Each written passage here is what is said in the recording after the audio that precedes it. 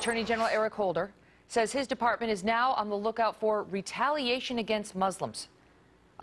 One line to denounce the actual terrorist attack. The rest of the speech devoted to the retaliation issue. Michelle Malkin's next. Let us resolve once more to help our fellow citizens to meet fear with reason. So says the irrational Eric Holder. Fear with reason.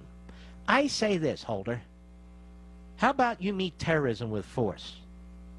Michelle Malkin is a columnist and a Fox News contributor. So I have the relevant excerpt of the speech in front of me.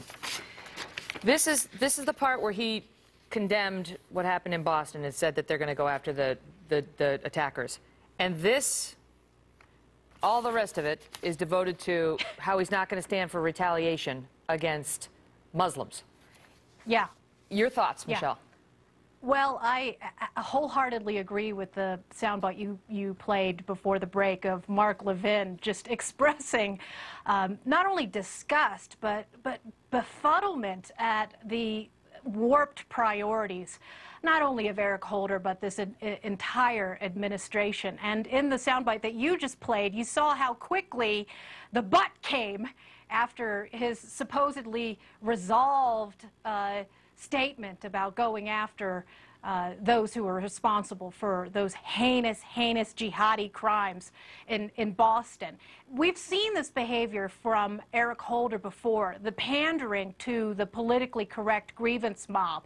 I went back and I had noted these same kind of speeches after the jihadi attack in Little Rock, Arkansas, that people have forgotten about in 2009. What is the first instinct of the Justice Department after that event? No, not to name jihad, Islamic jihad, as the enemy and threat to public safety in America. But no. He talked about these phantom threats of hate crime epidemics that have never happened. He did the same thing after the Fort Hood attack, which of course they still treat explicitly as quote-unquote workplace violence. And now this. It really, of course, goes against the whole idea after the Boston Marathon bombings that they paid lip service to, of telling people to say something if they see something. You know, that's the big lie, of course, of so much of the progressive left, is they don't want you to say anything about these Islamic jihadi threats, if it even can be remotely construed as a quote-unquote hate crime or Islamophobic or racist or whatever. Well, no one wants to see any retribution against Muslims. But as far as I can tell, Michelle, that hasn't been some dominant theme of the past 2 weeks since the Boston Marathon bombers. Of course, you're going to have some talk on some far crazy websites of that kind of thing. But if there was some epidemic of retaliation against Muslims in the wake of what we saw 2 weeks ago, okay. But there hasn't been. And so Levin's point was he seems to be drawing some moral equivalence between terrorist attacks on our country and ignorance when it comes to Muslims. I mean, and yet there's cold hard evidence of one and very little of the other, at least in reaction to the Boston Marathon bombings.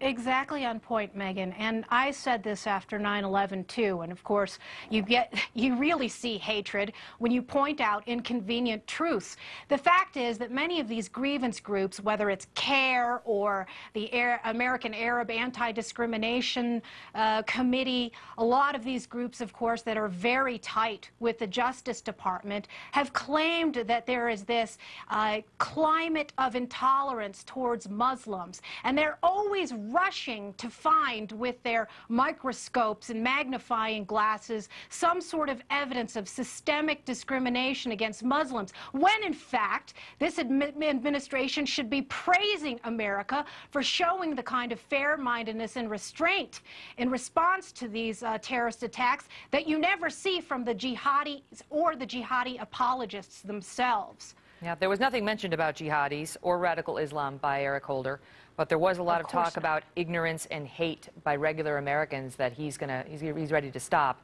if it happens. Michelle Malkin, thank you. You bet.